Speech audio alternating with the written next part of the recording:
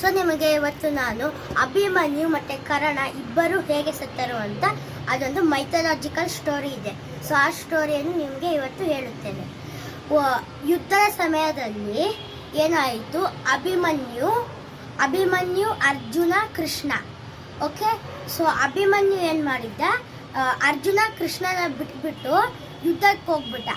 ಅರ್ಜುನಂಗೆ ಹೇಳಿದ್ದ ಆಗಲೇ, ಆದರೆ ಅವನು ಹೋಗ್ಬಿಟ್ಟಿದ್ದ. ಅವಾಗೆ ಅರ್ಜುನ ಏನಂದ, ಆಯಿತು ಹೋಗ್ಬಾ ನೀನು,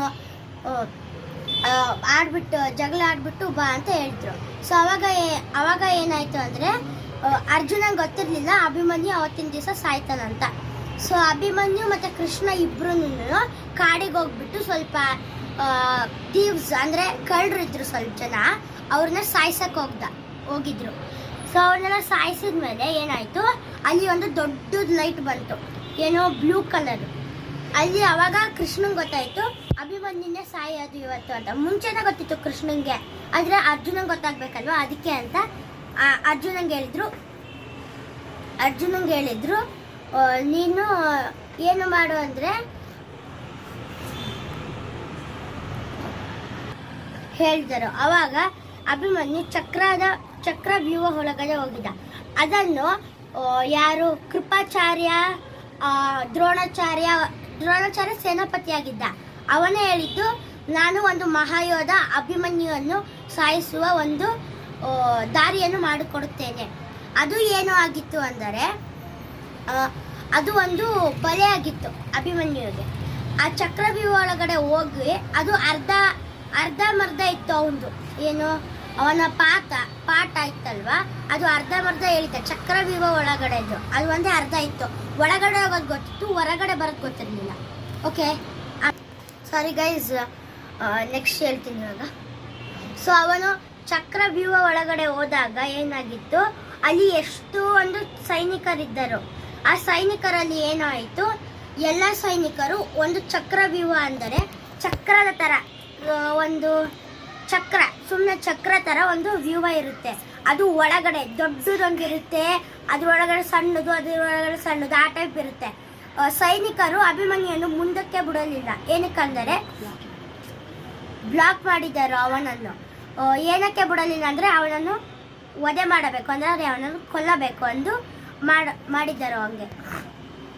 ಸೊ ಅವನನ್ನು ಕೊಲ್ಲಬೇಕಾದರೆ ಎಲ್ಲರೂ, ದ್ರೋಣಾಚಾರ್ಯರು, ಕರ್ಣ, ದುರ್ಯೋಧನ, ಇನ್ನು ಮುಂತಾದ ಜನರು ಬಂದರು ಅವನನ್ನು ಅಭಿಮನ್ಯುವನ್ನು ಕೊಲ್ಲೋದಿಕ್ಕೆ. ಆದರೆ ಅದರಲ್ಲೇ ಒಬ್ಬನು ಸಾಯುತ್ತಾನೆ, ಅದೇ ಲಕ್ಷ್ಮಣ, ದುರ್ಯೋಧನನ ಮಗ. ಏನಾಯಿತು, ಅಲ್ಲಿ ಚಕ್ರವ್ಯೂಹದಲ್ಲಿ ಚಕ್ರವನ್ನೇ ತಗೊಂಡ ಅಭಿಮನ್ಯು. ಚಕ್ರವನ್ನು ತಗೊಂಡು ಲಕ್ಷ್ಮಣನ ಕತ್ತಿನ ಮೇಲೆ ಜೋರಾಗಿತ್ತು ಅದನ್ನು ಅವನ ಕತ್ತನ್ನು ಒತ್ತಿ ಅವನನ್ನು ಸಾಯಿಸಿದ, ಉಸಿರುಗಟ್ಟಿಸಿಬಿಟ್ಟು ಸಾಯಿಸಿದ. ಅದಾದ ಮೇಲೆ ದುರ್ಯೋಧನ, ಕರ್ಣ, ದ್ರೋಣಾಚಾರ್ಯರು ಅವರೆಲ್ಲರೂ ಒಂದು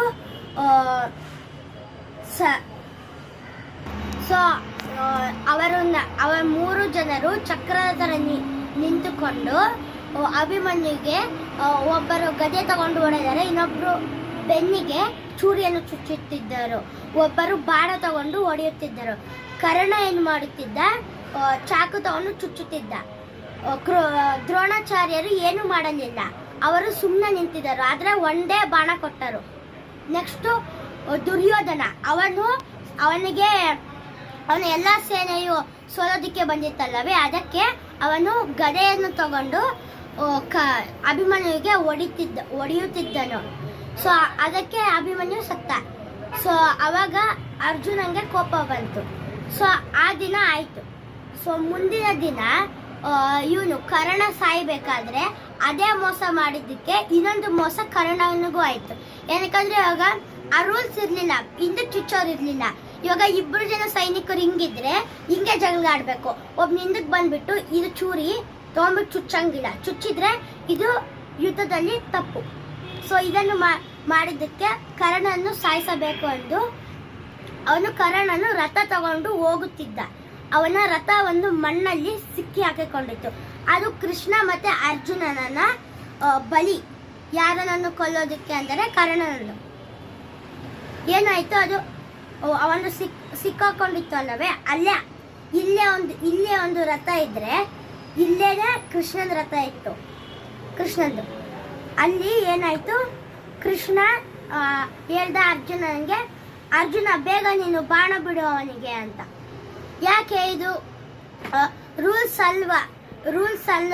ಅಲ್ಲಲ್ವಾ ಅಂತ ಅಂದ ಅವನು. ಅವರು ಏನು ಮಾಡಿದ್ರು, ನಿಮ್ಮ ಮಗ ಅಭಿಮನ್ಯುವನ್ನು ಹೇಗೆ ಕೊಂದರು, ಮೋಸ ಮಾಡಿ ತಾನೇ ಕೊಂದರು, ಅದು ಏನಾದರೂ ರೂಲ್ಸ್ನಲ್ಲಿ ಇತ್ತಾ, ಇಲ್ಲ ತಾನೆ, ನೀನು ಕೊಲ್ಲು ಅವರನ್ನು ಅಂತ ಹೇಳ್ದ. ಸೊ ಅದಕ್ಕೆ ಏನು ಮಾಡೋಕ್ಕಾಗೋದಿಲ್ಲ. ಅರ್ಜುನ ಬಾಣವನ್ನು ತೆಗೆದ ತಕ್ಷಣ ಕರ್ಣನು ಇದನ್ನು ನಿಲ್ಲಿಸು, ಏನಕ್ಕೆ ಈ ರೂಲ್ಸನ್ನು ನೀನು ಬ್ರೇಕ್ ಮಾಡ್ತಿದ್ಯಾ, ನೀನು ನನ್ನನ್ನು ಹೀಗೆ ಕೊಲ್ಲೋದಕ್ಕೆ ಆಗೋದಿಲ್ಲ ಅಂತ ಅಂದ.